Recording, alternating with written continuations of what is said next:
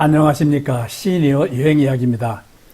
오늘은 서울 성북구 삼각산 자락에 자리하고 있는 사찰로서 대한불교조계종 제21교구 본사인 송광사의 말사인 길상사를 다녀온 이야기를 해보려고 합니다.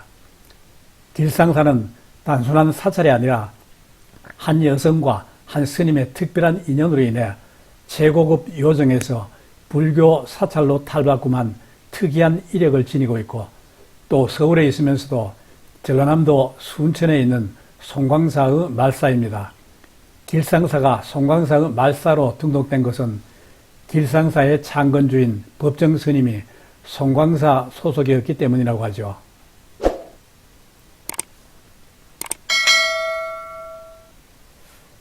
저는 길상사를 둘러보기 위해 평일 오전 지하철 4호선을 타고 한성대 입구역으로 가 6번 출구로 나간 다음 먼저 점심을 먹기 위해 사전에 인터넷에서 알아둔 맛집인 곤드레 딱죽이 곤드레집이라고 하는 이름의 식당으로 갔습니다.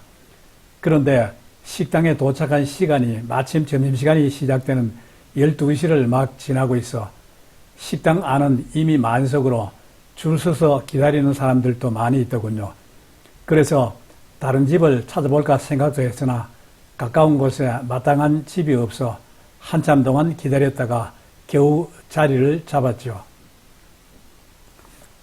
식당에서 15,000원 하는 곤드레 솥밥을 주문하고 앉아서 기다리는 동안 주변을 둘러보다 보니 벽에 걸어둔 액자에 쓰여진 다음과 같은 문구가 마음에 와 닿더군요.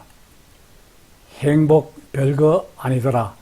함께 밥을 먹을 수 있는 누군가가 있다는 것, 그게 바로 행복이더라. 조금 후 반찬이 나오고 이어 고등어 한 토막과 된장찌개가 나오더군요. 그리고 다시 조금 후 곤드레 솥밥이 나왔는데 곤드레밥을 사발에 들어 양념 간장에 비벼 먹어보니 구수한 맛이 일품이네요. 또 이 집의 모든 반찬도 맛이 있어 점심을 기분 좋게 잘 먹었습니다. 다만 이 집은 신을 벗고 들어가고 또 좌식으로 되어 있어 시니어들에게는 다소 불편하다는 생각이 들더군요. 점심을 먹은 다음에는 부근 정류장에서 마을버스 성북 02번을 타고 길상사로 갔습니다. 길상사는 원래 고급 요정이었던 대원각이 법정 스님과 기명한 길상화 보살의 인연으로 사찰로 변모하였기 때문에 절의 풍경부터 다른 전통적인 사찰과는 좀 다르죠. 길상사 정류장에서 내리면 앞에 삼각산 길상사라는 현판을 달고 있는 일주문이 보입니다. 일주문은 사찰에 들어갈 때 가장 먼저 통과하는 진리의문을 뜻하는데, 길상사 일주문은 대원각 시절에 만든 대문을 그대로 사용하고 있어 일반적인 다른 사찰의 일주문과는 모양이 판이하게 다르더군요.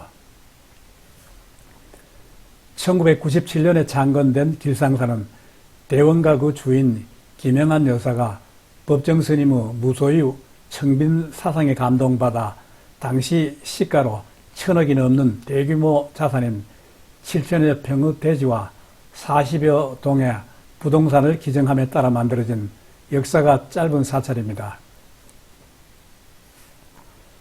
일주문을 지나 오른쪽 언덕으로 올라가면 법회와 경전 강의, 전시, 선 명상 등 다용도로 사용되는 정각인 설법전이 있고, 설법전 앞에는 관세음 보살상이 있습니다. 이 석상은 현재의 우리의 모습을 반영한 관세음 보살의 모습으로 불교와 가톨릭 신자인 최종태 조각가의 작품인데 종교 간 화해의 염원이 담긴 관음상이라고 하죠. 그래서인지는 몰라도 길상사를 둘러보고 있는 수녀님들도 여기저기서 보이더군요. 그리고 설법전 오른편에 길상 7층 보탑이 있습니다. 이 탑은 조선 중기에 건립된 것으로 추정되는데 영안모자 백성학 회장이 법정스님과 길상화 보살의 고귀한 뜻을 기리고 종교 화합의 의미를 전하고자 무상으로 기증하였다고 합니다. 설법전에서 극락전 방향으로 나오면 중간에 범종각이 보입니다. 범종은 길상사 창건 당시에 공덕주 길상화 보살이 단독으로 시주에 봉안되었었는데 2009년 9월 여러 불자들이 동참하여 다시 조성한 것이라고 합니다. 극락전은 길상사의 본 법당으로 아미타 부처님을 봉안하고 있습니다.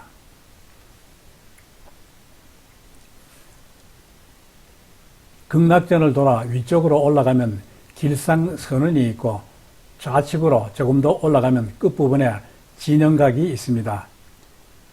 길상선언은 제가자들이 참선을 통해 수행할 수 있는 공간이고, 진영각은 법정 스님이 길상사에서 회의나 차담을 나누고 잠시 쉬시던 곳으로 길상사에서 법정 스님의 흔적을 살펴볼 수 있는 곳입니다. 현재 진영각에는 스님의 영정, 친필 원고, 찻잔, 누더기 옷 등이 전시되어 있으며 스님의 유골은 진영각 오른편 담장 아래에 모셔져 있습니다. 또한 생전에 스님이 자주 앉으셨던 빠삐용 의자에서 스님의 향기를 느낄 수 있습니다.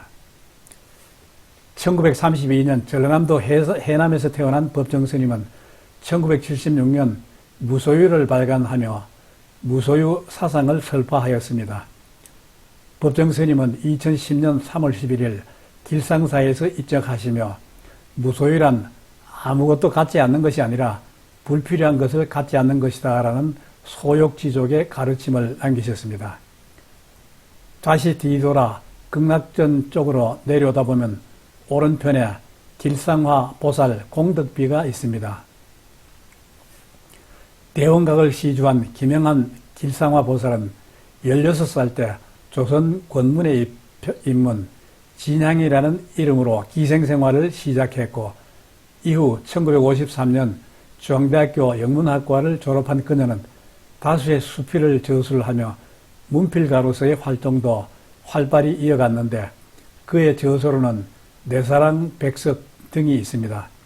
그동안 김영하는 지금의 길상사 자리를 사들여 청암장이라는 한식당을 운영하여 이를 국내 3대 요정 중 하나인 대원각으로 발전시켰다고 하죠. 그 후 김영한 길상화 보살의 삶은 전 재산을 법정 스님께 아무런 조건 없이 보시하여 많은 사람들에게 깊은 울림을 주고 있습니다. 법정 스님이 1997년 12월 14일 김영한 여사의 대원각 기증을 받아들임에 따라 맑고 향기로운 근본도량 길상사가 창건되었죠. 한편 김영한 길상화 보살이 대원각을 시주하면서 했다는 1천억이라는 돈도 그 사람 백석의 시 한 줄만도 못하다라는 말이 인구에 회자되고 있습니다. 백석을 향한 김영한의 사랑이 요즘의 물질 만능주의 사회에 신선하고 커다란 파장을 불러일으키고 있는 것이죠. 공덕비 앞에는 백석이 쓴 시 나와 나타샤의 흰 당나귀를 읽을 수 있는 안내판이 마련되어 있습니다.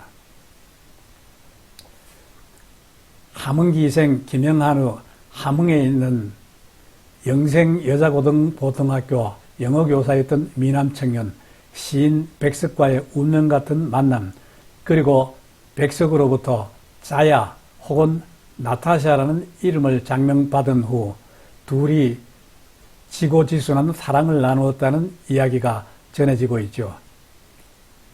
김영하는 1999년 11월 생을 다할 무렵 내가 죽거든 화장을 해 눈이 많이 오는 날 길상사 뒤뜰에 뿌려달라는 유언을 남겼고, 사후에 실제로 화장해 절터에 뿌려졌죠. 따라서 김영한의 무덤은 따로 없으나 대신 그녀를 기리는 공덕비가 이곳에 있습니다. 이후 길상사는 김영한과 시인 백석의 순애보가 묻힌 곳으로 기억되기도 하죠. 길상화 공덕비 앞쪽에 길상헌이 보입니다. 길상헌은 공덕주 길상화 보살이 생전에 머물렀던 곳으로 길상사에서 가장 오래된 건물이며 현재는 주지스님의 처소로 사용되고 있습니다. 길상헌에서 다시 더 밑으로 내려오면 오른편에 3층 건물이 보이는데 이 건물 3층이 지장전이고 2층이 찻집인 길상다운 그리고 1층이 공양간인 선열당입니다. 지장전은 지장보살님을 모시고 있는데 지장보살은 석가모니 열반 후 미륵 부처님이 출세할 때까지 중생을 구제하겠다는 대원력을 세운 보살이라고 하죠. 길상다원은 커피와 차를 마시면서 편안하게 담소를 나눌 수 있는 장소입니다. 그리고 선열당은 지장전의 맨 아래층에 위치한 스님과 불자들의 공양간이고 선열당 앞에는 작은 원형 연못이 있죠. 저는 길상사를 둘러본 다음 찻집인 길상다운으로 가 차 한 잔을 마시면서 휴식을 취하고 집으로 돌아왔습니다. 지금까지 서울 성북구 삼각산 자락에 자리 잡고 있는 대한불교조계종 제21교구 본사인 송광사의 말사 길상사를 다녀온 이야기였습니다. 시청해 주셔서 감사합니다.